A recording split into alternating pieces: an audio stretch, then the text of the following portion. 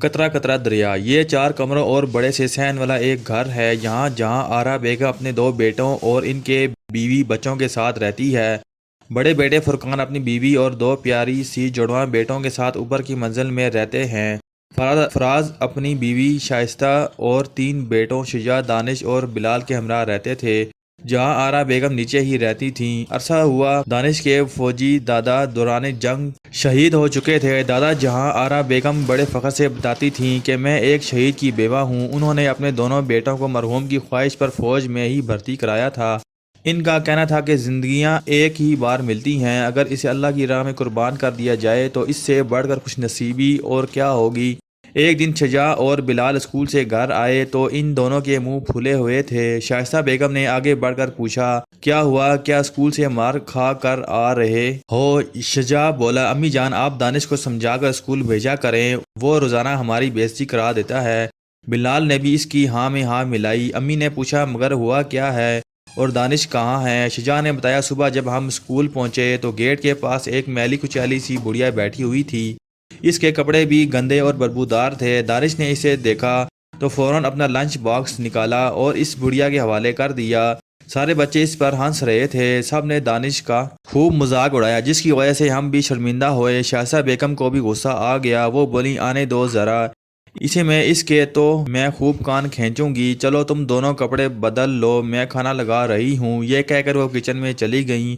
تھوڑی دیر بعد دانش گھر گیا۔ بلال نے اونچی آواز میں کہا، آ گئے لاٹ صاحب۔ شائستہ بیگم نے کمرے میں داخل ہوتے ہی دانش سے پوچھا، کیوں بھائی یہ کیا سن رہی ہوں میں؟ تمہیں ہماری عزت کا ذرا احساس نہیں ہے؟ اتنے مہنگے اسکول میں تمہیں پڑھانے کا کوئی فائدہ بھی ہے یا نہیں؟ دانش حیرت سے انہیں دیکھ رہا تھا۔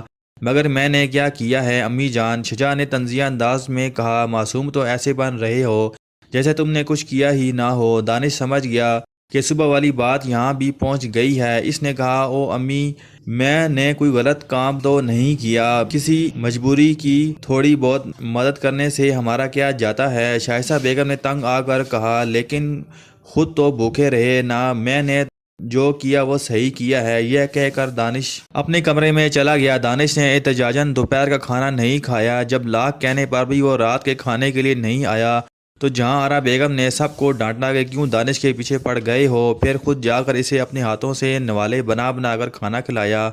کھانا کھا کر دانش دادی کی گود میں سر رکھ کر لیٹ گیا۔ دادی پیار سے اس کا سر سہلانے لگی۔ دانش نے پوچھا، دادی کیا ضرورت مندوں کی مدد کرنا بری بات ہے؟ دادی نے کہا، اس کی پیشانی چوم لی اور بولی، نہیں میرے بچے یہ تو بہت اچھی بات ہے، تم بہت اچھا کرتے ہو جو دوسروں کے کام آتے ہو، تم کسی کی پرواہ مت کرو، لوگ تو پتہ نہیں کیا کیا کہتے رہتے ہیں۔ دادی کے سمجھانے پر دانش پرسکون ہو گیا۔ وہ بچپن سے ہی ایسا تھا، ہر کسی کے کام آ کر اسے بڑا سکون ملتا تھا۔ مگر اس کے دونوں بھائی اس بات پر امی سے ڈانٹ پڑواتے تھے مگر وہ پھر بھی باز نہیں آتا تھا۔ اسی طرح دوسروں کی مدد کرتے اور تعلیمی میدان میں کامیابی کے ساتھ آگے بڑھتے ہوئے دانش جوان ہو گیا۔ اس کے والد ریٹائر ہو چکے تھے۔ دانش کی عادتیں اور مزاج اب بھی ویسا ہی تھا۔ شجاع، بلال اور دانش نے اپنی اپنی تعلیم مکمل کر لی تھی اور اب وہ اچھی نوکری کی تلاش میں تھے۔ شجاع اور بلال کو اپنی تعلیم پر بہت غرور تھا، اسی وجہ سے وہ چھوٹی موٹی تو نوکریاں خاطر میں نہیں لاتے تھے، جبکہ دانش کا نظریہ مختلف تھا۔ وہ کہتا تھا، شروعات ہمیشہ تھوڑے سے ہوتی ہے، انسان زینہ بہ زینہ چڑھ کر ہی اوپر پہنچتا ہے، اور جو لوگ ایک چھلانگ میں اوپر پہنچنے کی کوشش کرتے ہیں وہ اپنے مقصد میں کبھی کامیاب نہیں ہوتے۔ دانش کے والد کو ریٹائرمنٹ پر جو روپے ملے تھے وہ سب دادی کی بیماری پر خرچ ہو گئے تھے، جس کی وجہ سے وہ کوئی کاروبار بھی نہیں کر سکے تھے۔ گھر میں مالی تنگی ہونے لگی۔ تب ایک دن دانش نے کہا، امی جان اگر آپ اجازت دیں تو میں ٹیکسی چلا لوں، میرے ایک دوست کے پاس ٹیکسی ہے، میں اس سے ٹیکسی لے کر چلا لوں گا۔